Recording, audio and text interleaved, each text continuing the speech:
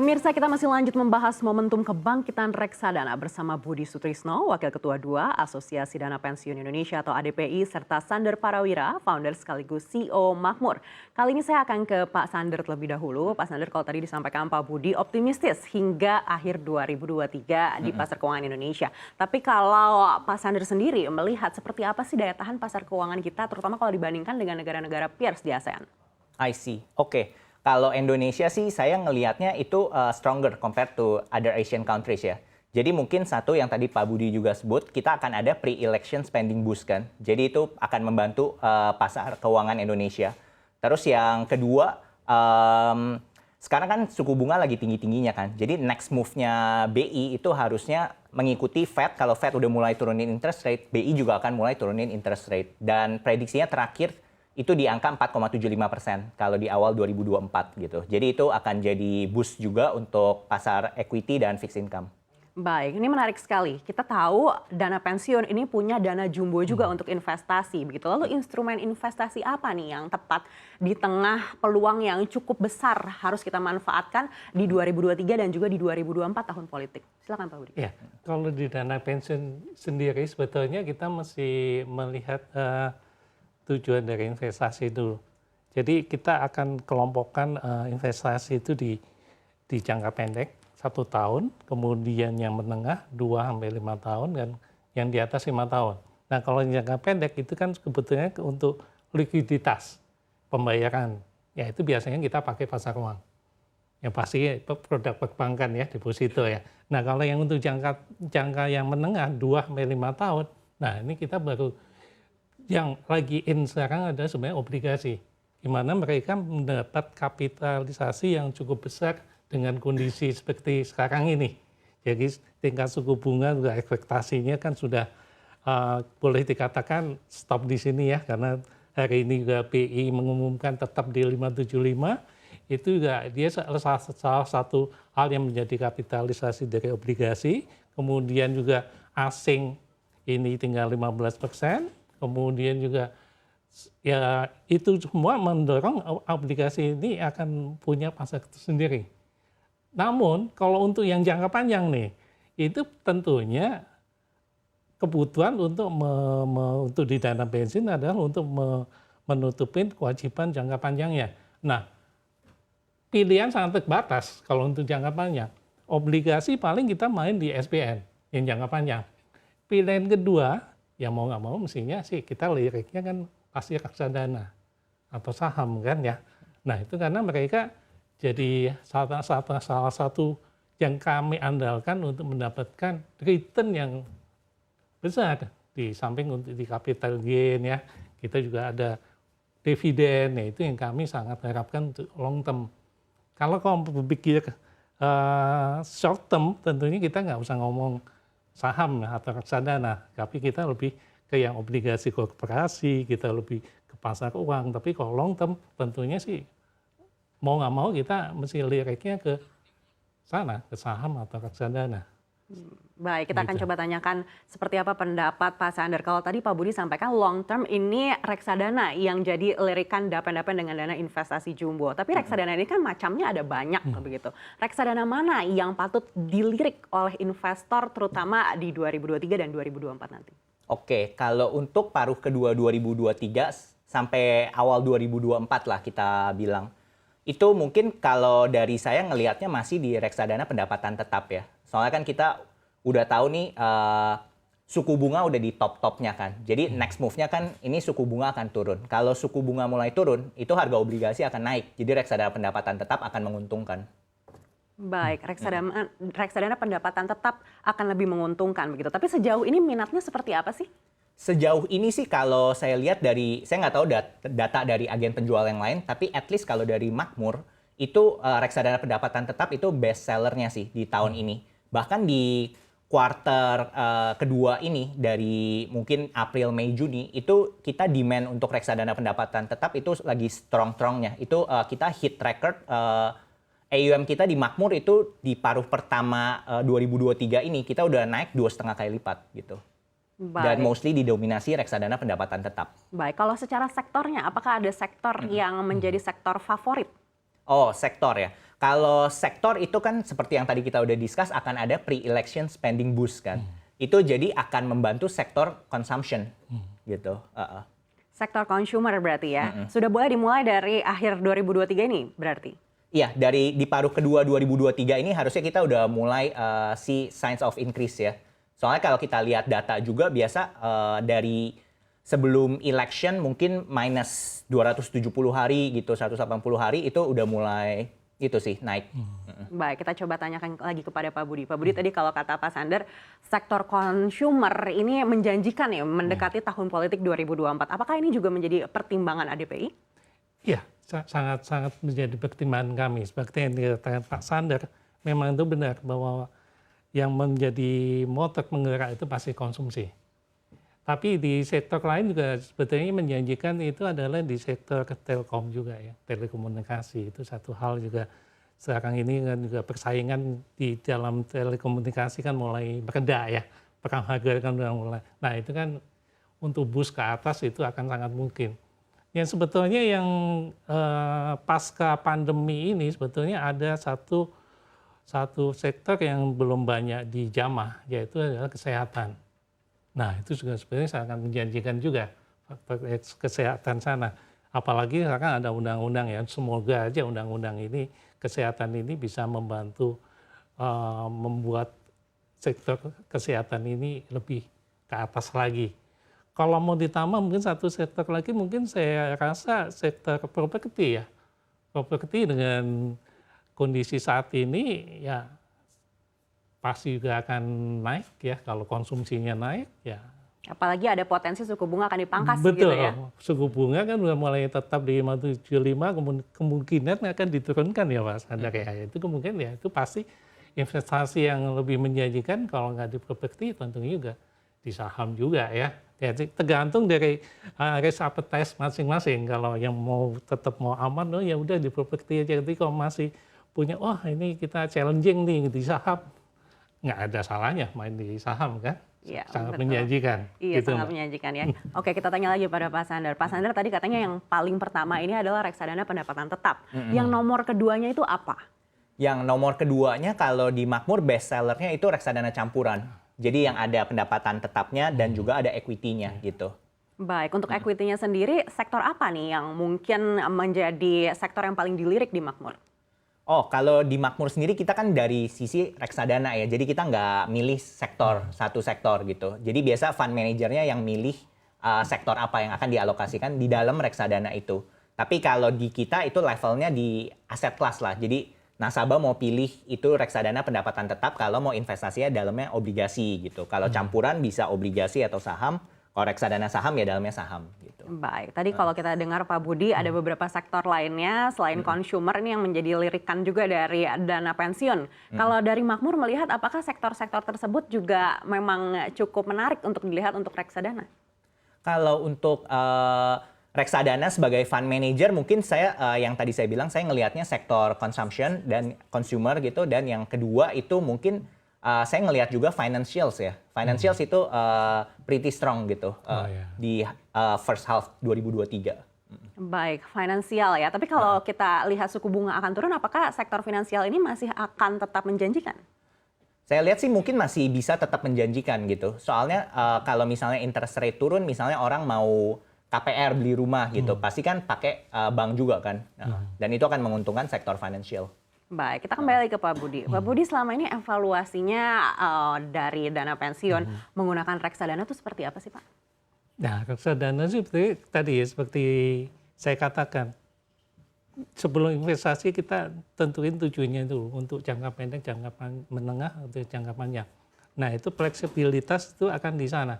Jadi kalau yang di menengah itu pasti yang di pendapatan tetap dan juga di pasar uang. Tentunya ya, kalau yang panjang, nah itu baru kita mau main di saham dengan beberapa sektor yang tadi ya, yang paling benar yang dikatakan Pak Hasan, tadi saya lupa, finansial itu perbankan itu pasti masih jadi andalan lah ya, blue chipnya kan di sana. Terus kemudian dari saham sendiri yang itu yang jangka panjang tentunya ya tadi yang seperti saya sebutkan, ada telkom, telekomunikasi, kemudian ada properti. yang jadi satu lagi ada apa tadi? Saya sampai lupa. Kesehatan ya. Kesehatan juga itu jadi hal yang menjanjikan sebetulnya untuk long term ya. Baik, kita kan tahu juga tahun kemarin untuk sektor batu bara ini kan memang memberikan keuntungan yang berkali-kali lipat. Kalau Pak Budi dan Pak Sander melihat tahun ini akan masih bisa kita harapkan tidak sih? Mungkin Pak Sander dulu. Kalau energy sector sih mungkin saya nggak ngelihat nggak terlalu optimis ya di energy sector gitu. Soalnya demand for energy gitu itu mungkin kayak dari Cina kan kita juga lihat itu mereka slowing down kan. Jadi mungkin demand for energy sih di tahun ini mungkin lebih turun lah dibanding tahun lalu gitu. Lebih turun dari tahun lalu tapi masih bisa kita harapkan atau tidak? Karena kalau turunnya sedikit ini kan sebenarnya kemarin naiknya cukup jumbo gitu. Kalau saya ngelihat sih mungkin saya bakal underweight lah kalau di sisi energi, sektor energi. Baik, Pak Budi melihat seperti apa? Kalau di dana pensiun sendiri sebenarnya gini Mbak, di tahun 2025 itu kita udah menerapkan yang namanya ESG. Nah itu juga satu tantangan untuk yang pertambangan kan. Nah tapi masih menjanjikan sebetulnya ya cukup menjanjikan. Ditambah lagi yang sebetulnya kan yang gini, yang untuk hilirisasi yang dimulai dari nikel. Terus kemudian kita nggak mau dengan raw material saja yang diekspor, tapi dengan produk yang nantinya untuk apa, yang chip untuk mobil listrik itu kan jadi hal yang sangat apa ya, akan membuat perputaran uangnya itu kan semakin besar. Itu sih sebenarnya menjanjikan juga. Tapi memang ada batasan-batasan yang itu mungkin sedikit akan mengganggu, itu adalah yang terutama adalah ESG. Kita harus menjalani di sana. Di 2005 ini kita wajib untuk melaporkan dan melaksanakannya. Nah itu mungkin jadi salah satu, tapi nggak terlalu besar pengaruhnya saya. Baik, tapi kan kita tahu juga banyak emiten batu bara yang kini beralih juga untuk memulai hilirisasi di nikel. Ya. Apakah ini akhirnya akan masuk ke dalam kriteria ESG yang tadi Bapak sampaikan? Atau belum? Mungkin sih belum ya, karena kan memang kalau untuk ESG ini kan environment-nya kan dari tambang ya, tetap masih kena ya. Tapi kalau untuk hilirisasinya tentunya itu pasti akan jadi katalis untuk perekonomian sebetulnya. Jadi kan kita jadi tabungannya kita semakin besar kan. Itu ini cukup menjanjikan, itu konsumsi ya akhirnya akan naik juga. Jadi semuanya apa ya, siklusnya begitu ya. Satu naik, satu turun, satu naik, satu turun, itu akan selalu berulang. Iya betul Gitu. sekali. Kita kembali lagi ke Pak Sander. Pak Sander, dengan Makmur ini menjadi aplikasi reksadana, evaluasi untuk industri reksadana sendiri seperti apa sih dari Makmur? Kalau industri reksadana sih kita ngelihat retail akan terus tumbuh ya. Jadi mungkin orang yang sekarang investasinya masih offline gitu, misalnya mereka masih ke cabang gitu untuk beli reksadana gitu. Nah itu mereka pelan-pelan akan beralih ke digital sih. Apalagi kan mungkin dengan sekarang uangnya kan masih dipegang mungkin generasi yang lebih tua, tapi kan soon mungkin yang generasi muda akan take over kan dari yang generasi tua. Nah, yang generasi muda ini pasti akan lebih comfortable dengan digital kan, lewat aplikasi gitu. Artinya memang Makmur ini targetnya adalah untuk retail begitu ya, bukan untuk dana pensiun seperti Pak Budi. Kita sebenarnya ada segmen juga untuk bisnis sih, namanya Makmur for Business gitu. Jadi beberapa klien kita memang ada dana pensiun juga gitu. Baik, tapi kalau melihat kompetisinya saat ini seperti apa? Kalau kompetisinya kita lihat sekarang saat ini dari sisi fintech yang punya license Apert itu mungkin ada 10-an gitu. Tapi kalau so far sih kita growth-nya lumayan kencang ya. Kita launching di September 2021, sekarang kita jumlah user udah lebih dari 1 juta gitu. Yang punya SID udah mendekati 600.000 gitu. Baik, artinya apakah di tahun 2024 ini targetnya akan lebih tinggi lagi? Iya, tentu. Jadi di 2024 sih dengan election gitu dan market yang kita believe akan naik gitu, itu mungkin jadi bikin orang lebih minat untuk investasi lagi gitu. Jadi harusnya lebih tinggi lagi ke depannya. Baik, untuk mencapai target tersebut, dorongan apa yang diperlukan mungkin dari segi pemerintah? Kalau dari segi pemerintah sih mungkin kepastian hukum ya. Kita kan tahu industri reksadana hurt gara-gara kasus misalnya kayak Jiwasraya dan Asabri beberapa tahun yang lalu gitu. Jadi dengan ada kepastian hukum gitu, industri reksadana gitu pelan-pelan kita perlu meningkatkan trust masyarakat gitu. Jadi orang-orang yang dengar berita negatif jadi takut menjauhi reksadana gitu akan trust lagi dengan industri reksadana dan berani investasi gitu di reksadana. Baik, kita kembali lagi ke ADPI. Pak Budi, kalau dana pensiun sendiri melihat industri reksadana itu seperti apa? Nah, industri reksadana seperti yang dikatakan Pak Sandar, kita memang ada sedikit trauma lah dengan kejadian-kejadian sebelumnya ya. Nah, namun reksadana nggak bisa kita lepaskan juga. Kita pasti juga akan ke sana, namun kita lebih berhati-hati. Nah, berhati-hatinya dalam arti kata begini, sekarang ini kita berhati-hati untuk tadi menyocokkan dengan kebutuhan dulu. Setelah itu kan baru dipilih produknya kan. Nah, yang ketiga ini, setelah produknya dipilih, milih MI-nya. MI sekarang jadi satu peranan, karena kalau di OJK sendiri mengatakan bahwa untuk dana pensiun sendiri itu yang bertanggung jawab siapa sih? Layer pertama itu pasti pengurus dan pendiri. Layer kedua siapa? Support, yang mensupport dana pensiun. Salah satunya siapa? MI kan? Baru yang layer ketiga pengawasan oleh OJK. Nah, MI ini trauma dari yang sebelum-sebelumnya itu jadi kami lebih berhati-hati. Sekarang ini di dana pensiun, kalau untuk memilih MI, kita itu punya threshold biasanya.